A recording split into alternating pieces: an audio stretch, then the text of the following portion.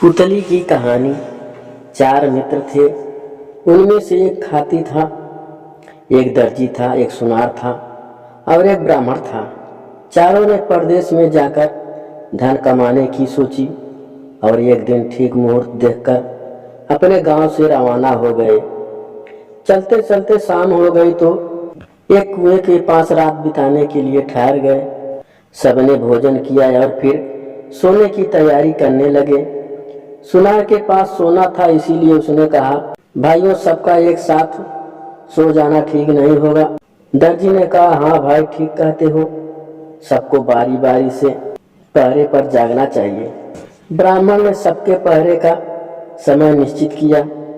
पहरे पर सबसे पहले खाती की बारी आई। वह जागने का प्रयत्न करने लगा, किंतु थकावट के कारण उसको नींद आने लगी। उसने सोचा कुछ काम करना चाहिए। खाती ने एक लकड़ी का टुकड़ा लिया, औजार निकाले और पुतली बनाने लगा। अपना पहरा खत्म होते होते उसने लकड़ी का एक सुंदर पुतली बना दी और दर्जी को जगाकर सो गया। दर्जी ने देखा पुतली तो बहुत सुंदर बनी है। उसने रंग बिरंगे कपड़े निकाले, पुतली का नाप लिया और फिर सीने लगा। अपने पहरे के समय में उसने पुतली के लिए अच्छी सी चोली और घेरेदार घाघरा तैयार कर लिया। साड़ी के नाप का चुनरी का कपड़ा लिया। पुतली को सभी कपड़े पहना ओढ़ाकर खड़ी कर दी। फिर आधी रात के बाद सुनार की बारी आई। वह सोना निकालकर गहने बनाने लगा।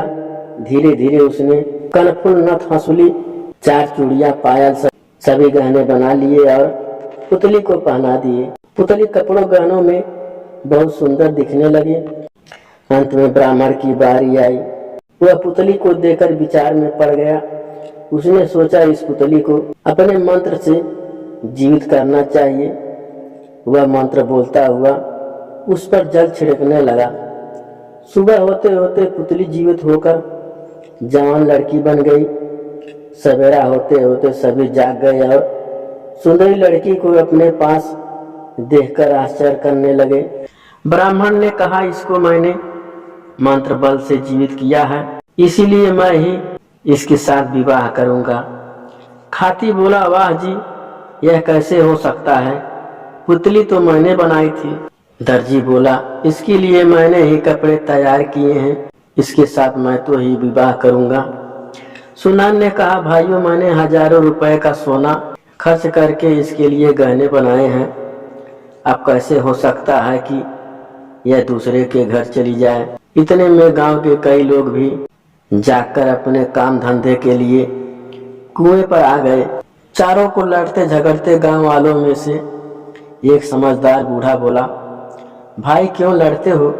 पूरा मामला समझाकर कहो। चारों ने बारी बारी से अपने बयान दिए और लड़की के साथ विवाह करने का अपना अधिकार बताया।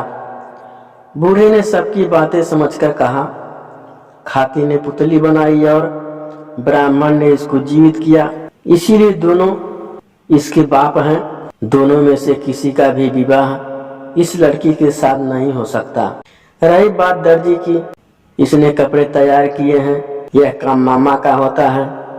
विवाह पर मामा मायरे के रूप में कपड़े लाता है और विवाह करने वाला व्यक्ति गहने लाता है। गहने पहनाने वाला सुनार है, वही इस लड़की से विवाह कर सकता है। सबको यह न्याय स्वीकार करना पड़ा।